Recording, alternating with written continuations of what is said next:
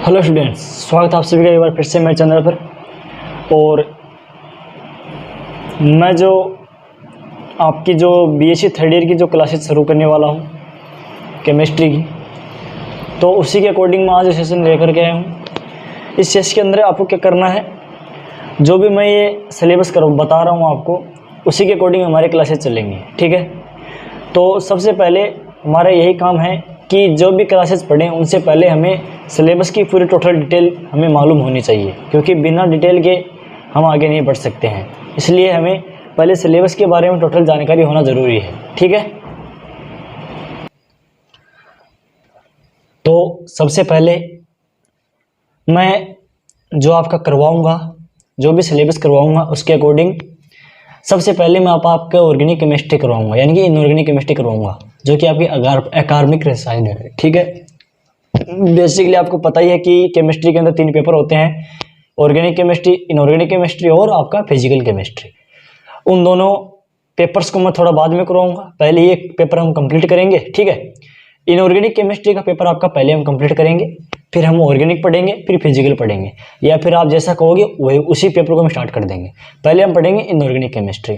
अब inorganic chemistry के अंदर आपका सिलेबस क्या है, क्या क्या आप चीज़ को पढ़ना है, कौन से टॉपिक है जो इंपॉर्टेंट है, सिर्फ वही पढ़ने हैं आपको। बाकी फुल डिटेल सिलेबस आपको नहीं पढ़ना है। जो भी मैं इस चीज़ के अंदर समझाऊंगा आपको वही आपको पढ़ना है, इसकी मैं आपकी क्लासेस डालूंगा। ठीक है, उसी के अकॉर्डिंग आपका पेपर बनता है। हर बार एग्जाम में वही आते हैं। ठीक है, रिपीटेड क्वेश्चन करवाऊंगा मैं। और एक बात आपको बता देता हूं, मैं सिर्फ सिलेबस डिस्कशन नहीं कर रहा हूं, उसके अकॉर्डिंग जो भी इंपॉर्टेंट क्वेश्चन है वो भी मैं बता रहा हूं, जो भी इंपॉर्टेंट टॉपिक है उसका डिस्कशन कर रहा हूं। ठीक है, तो ध्यान से समझना एक एक चीज़ को, इसकी बिल्कुल मत करना, आराम से एक एक चीज़ को समझना है, क्योंकि ये वीडियो बहुत इंपॉर्टेंट होने वाला है उनके लिए जो थर्ड ईयर में हुए हैं और अभी एग्जाम देने वाले हैं। तो उन्हें पहले केमिस्ट्री का सिलेबस पता होना तो बहुत ज़रूरी है। और बात आई सब्जेक्ट का सिलेबस क्या है, उसका अगर हमें पता होगा तो हम एग्जाम में अच्छा कर पाएंगे और अच्छी तैयारी अपनी कर पाएंगे। ठीक है, तो सबसे पहले बात करता हूँ आपकी इनऑर्गेनिक केमिस्ट्री का जो सिलेबस है वो क्या है। यूनिट वाइज बताऊंगा आपको, यूनिट वाइज कौन कौन से टॉपिक है आपके इंपॉर्टेंट है और किन किन क्लासेस में लूंगा और क्या क्या मैं आपको करवाने वाला हूँ। ठीक है, तो सबसे पहले बात करता हूँ आपके सिलेबस की। ठीक है, फिर हम अगली क्लास के अंदर बढ़ेंगे, आगे जो हमारा टॉपिक आने वाला है उसके बारे में हम देखेंगे, यूनिट वाइज चलेंगे, मतलब है ना। ठीक है, हो सकेगा तो 3 यूनिट भी करवा दूंगा, 4 भी करवा सकता हूँ, पूरी भी करवा सकता हूँ, इसमें कोई बाइंडेड नहीं है। लेकिन मेरा कोशिश यही रहेगी अभी पूरी यूनिट आपकी कंप्लीट करवाऊँ। ठीक है, तो देखिए इनऑर्गेनिक केमिस्ट्री के अंदर आपकी सबसे पहली यूनिट जो आती है वो आती है आपकी यूनिट नंबर 5 आती है आपकी प्रबल एवं दुर्बल अम्ल क्षार। अब जो आपके hard and soft base acid होते हैं उनके बारे में ये यूनिट पहले आपकी पूरी डिपेंड करती है उसी के ऊपर। ठीक है, इसके अंदर आपको क्या क्या इंपॉर्टेंट टॉपिक है वो पढ़ने पड़ेंगे, उसकी मैं क्लासेस आपको डालूंगा, आपको एक एक समझनी है। ये जितने भी मैं टॉपिक बता रहा हूँ इन्हीं की मैं क्लासेस लेकर के आने वाला हूँ, एक एक चीज़ को समझाऊंगा ध्यान से, टेंशन करने वाली कोई दिक्कत नहीं है। ठीक है, मृदु अम्ल क्या होते हैं, मृदु क्षार क्या होते हैं, प्रबल अम्ल क्या होते हैं, प्रबल क्षार क्या होते हैं, उनकी पूरी वीडियो मैं आपके सामने लेकर के आऊंगा। ठीक है, सेकंड पॉइंट है इसके अंदर इंपॉर्टेंट है पियर्सन HCl अवधारणा। जो हार्ड सॉफ्ट एसिड बेस की जो अवधारणा है पियर्सन की, वो क्या है, इसकी क्या ये भूमिकाएं हैं, क्या इसका वर्णन है, क्या इसकी मुख्य विशेषताएं हैं, इसके अनुसार क्या क्या हमने किया, पियर्सन ने क्या क्या बताया अम्ल क्षार के बारे में, वो टोटल डिस्कशन इसके अंदर करेंगे। ठीक है, इसके अंदर तीसरा पॉइंट आता आपका, जो तीसरा टॉपिक आता है वो आता है आपका सहजीविता का। किसका आता है, सहजीविता का पॉइंट आता है, ये भी बहुत इंपॉर्टेंट है, एग्जाम में कई बार आता है। ठीक है, और अगला पॉइंट है इसमें संकुल यौगिकों का स्थायित्व है, जो स्टेबिलिटी है, जो यौगिकों की स्टेबिलिटी है उसके बारे में भी इंपॉर्टेंट टॉपिक आते हैं एग्जाम के अंदर। यौगिकों की विलेयता की व्याख्या। अब जो ये दो टॉपिक आपके संकुल यौगिकों की स्थायित्व है और यौगिकों की विलेयता की व्याख्या, ये दोनों है इसी के अंदर से, पियर्सन HCl अवधारणा के अनुसार ये पूरा समझाया गया है, उसी के अंदर से ये टॉपिक करवा दूंगा, अलग से भी करवा दूंगा और पियर्सन के अंदर भी समझा दूंगा।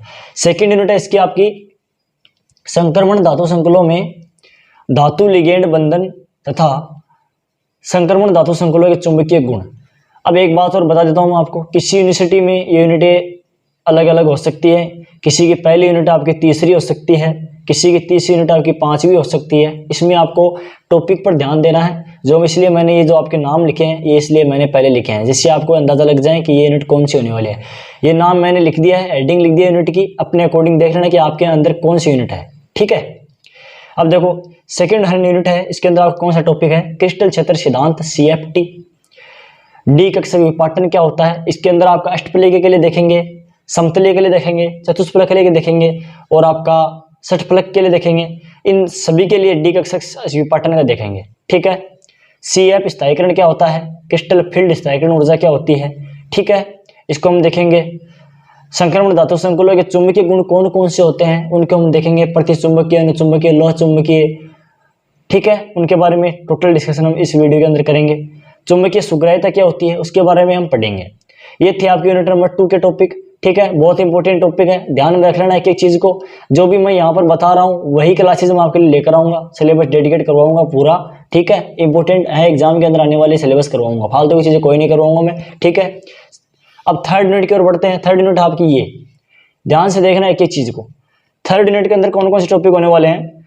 थर्ड यूनिट के अंदर आपका है संक्रमण धातु संकुलों के इलेक्ट्रोस्पेक्ट्रा एवं धातु संकुलों के उष्मागतिकी गतिपक्ष।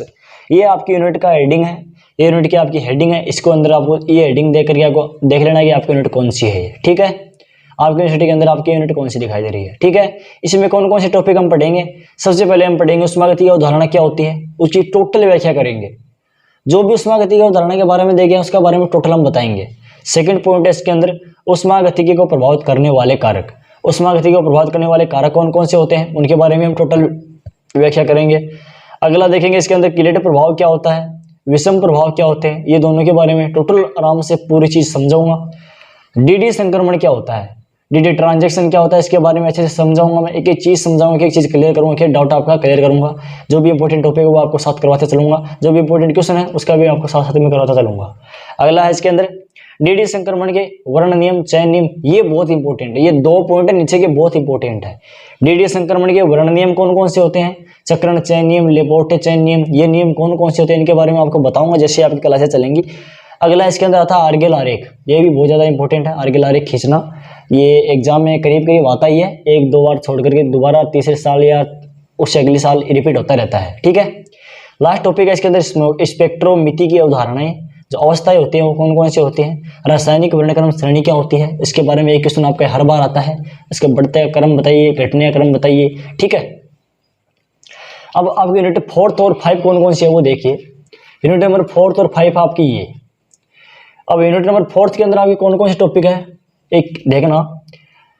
यूनिट 4 आपकी कार्ब धातु यौगिक, कौन सी है, कार्ब धातु यौगिक, ठीक है, कार्ब मेटेलिक कंपाउंड। इसमें अंदर आप क्या क्या पढ़ेंगे, कार्ब धातु यौगिक कौन कौन से होते हैं उनका टोटल वर्गीकरण देखेंगे। एल्यूमिनियम, जो भी आपका जितने भी कार्ब धातु होती हैं उनके बारे में देखेंगे, उनका वर्गीकरण करेंगे। कार्ब लिथियम हो जाएगा उसके बारे में पढ़ेंगे, कार्ब एल्यूमिनियम हो जाएगा उसके बारे में पढ़ेंगे, कार्ब मरकरी के बारे में पढ़ेंगे, ठीक है। इनके बारे में, ये कार्ब धातु यौगिक ही हैं, इनको अलग अलग हम ये पढ़ेंगे, एक एक चीज को अलग अलग करके पढ़ेंगे ताकि आपको अच्छे से क्लियर हो पाएगा, ठीक है। क्योंकि इनका एग्जाम में आता है, कभी ये आ जाता है, कभी ये दोनों आ जाते हैं, कभी ये दोनों आ जाते हैं, कभी ये दोनों आ जाते हैं, ठीक है। हर बार एग्जाम में आते रहते हैं, इनमें से दो आते रहते हैं, एक आएगा या फिर 2 आएंगे। अगला इसके अंदर एथिलीनिक धातु संकुल क्या होते हैं इनके बारे में। समांगी हाइड्रोजनीकरण की क्रिया विधि क्या होती है इसको हम समझाऊंगा मैं अच्छे प्रकार से, आपको एक एक चीज आपको क्लियर करवाऊंगा। धातु कार्बनिक यौगिक क्या होते हैं उसके बारे में देखेंगे। यूनिट नंबर 5 है जो लास्ट है इनऑर्गेनिक केमिस्ट्री की, वो क्या है, जैव अकार्बनिक रसायन सिलिकॉन से फास्फोजेंस क्या होते हैं, जैव अकार्बनिक रसायन क्या होते हैं, इनकी डेफिनेशन क्या होती है, इनका वर्गीकरण किस प्रकार से होता है, इनके बारे में पूरा समझाऊंगा। हीमोग्लोबिन क्या होता है, मायोग्लोबिन क्या होता है, हीमोग्लोबिन मायोग्लोबिन में अंतर क्या होता है, इनकी परिभाषाएं क्या होते हैं, इनके उदाहरण क्या होते हैं, इनके वर्गीकरण क्या होता है, इनका कार्य विधि क्या होती है, इनके उपयोग क्या होते हैं, ठीक है, पूरा समझाऊंगा।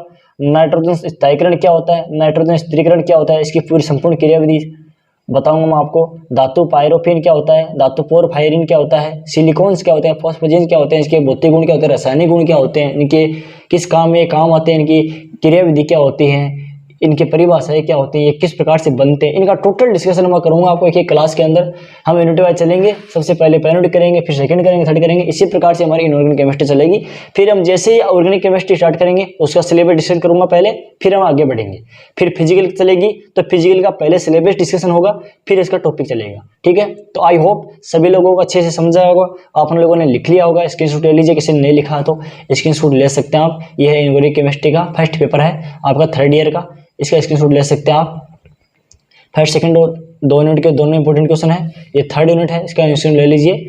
और ये 4th और 5 है, इसका स्क्रीनशॉट ले सकते हैं आप। ये इंपॉर्टेंट टॉपिक है, इन्हीं में से एग्जाम में क्वेश्चन आते रहते हैं। ठीक है, तो आई होप समझ में आया होगा। चैनल को सब्सक्राइब कर लीजिए, क्योंकि आप लोग सपोर्ट करोगे तभी हमें आगे क्लासेस कंटिन्यू रख पाएंगे। और सब्सक्राइब कर दीजिए और नोटिफिकेशन ऑन कर देना, ताकि आपको अगली क्लासेस का नोटिफिकेशन आपको पहले ही मिल जाए। Thanks for watching.